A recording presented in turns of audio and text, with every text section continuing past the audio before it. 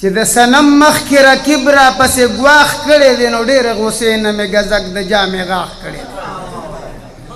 چې د صنم مخ کې رکیب را پسې ګواښ کړی دی ډېرې غوسې نه مې ګزک ما بوستان الدین بوستان صاحب ته چې زموږ صدر دی هغه ته د کتاب په چاپ کولو باندې ډېره زیاته مبارکي ورکوم دا د ټولو پښتنو کتاب د ټولو ته مبارکي ورکوم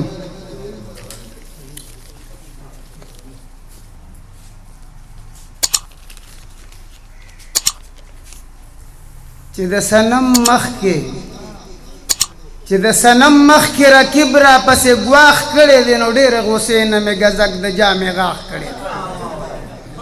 چې د صنم مخ کې رکیب را پسې ګواښ کړی دی ډېرې غوسې نه مې ګزک د جامې غاښ کړی دی د موجوده حکمرانانو ته لږ سوچ وړی یم ګمان حرام دی خو د دین هم جوړې تاخ کړی دی چې په کور کې جبوره د چا ښځی چې په کور کې جبورې د چا ښځي زندګي به څنګه تېره کړي هغه ایزي نو هسې ما قیوم ته وایي چې زه ستا یم چې کال وکړمه نمبرې راځي بيزي را روانه د ملګرې ورسره دي سرې مچې او تورې ډمبرې ورسره دي ما ته ازبرګه د ذهن نه جوړه کړې او د بلا خلکو نمبرې ورسره دي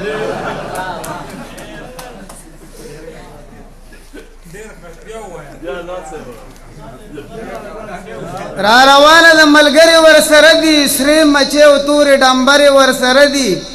ما ته ازبرګه د ځان نه جوړه کړې او د بلا خلکو نمبرې ورسره دي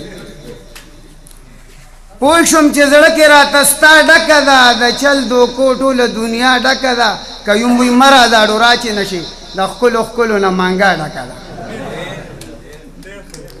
بیا هم نخرې کوي که پخه ورله ښه چی کړي بټیارانو پسې خدای سرې مچې کړي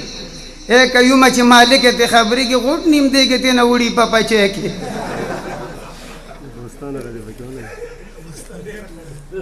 ښه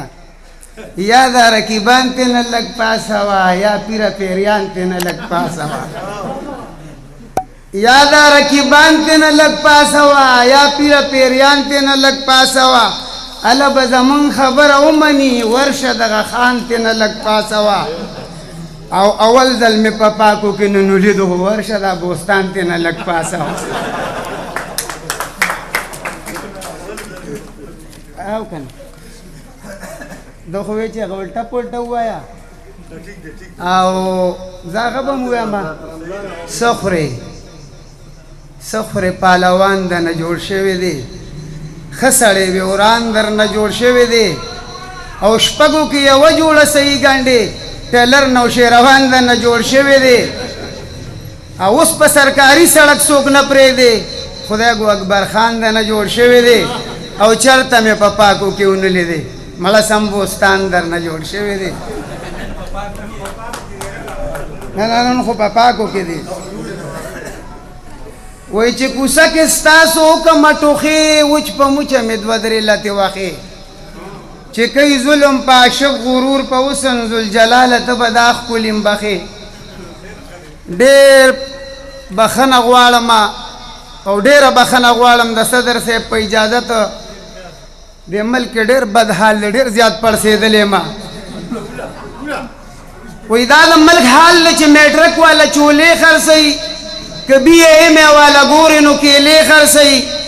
او د اف ایس سی والا ځوانانو تپوس هم پکار دی په لاس ګاډو باندې بینډۍ او کریلې خرڅوي څه درک نه لګي غریب ته بچي لتې ټکوي د لوږې مریضه که د کور والا کالې خرڅوي د بجلۍ بل راشي د 2000 نه ښکته نه وي څوک ورله غوا څوک ورله ګډه څوک چیلې خرڅوي او بعضې ښایسته ځوانان وښي کوڅو کې چغې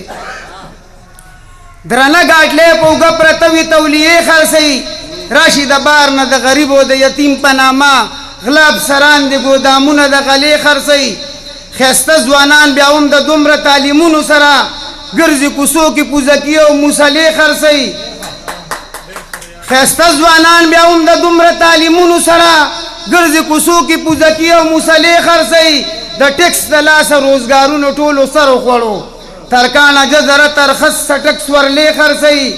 او سب انجینیرنګ ډوپلیمو والا که ګوره راشه د وی د سپګو اکثر گیټ کې د میلې خرڅي نو جنت وطن دی خو کيومه دی غټ خېټو خوړو خپل ځوانان د ملک ساګ لوبیا او شملې خرڅي والسلام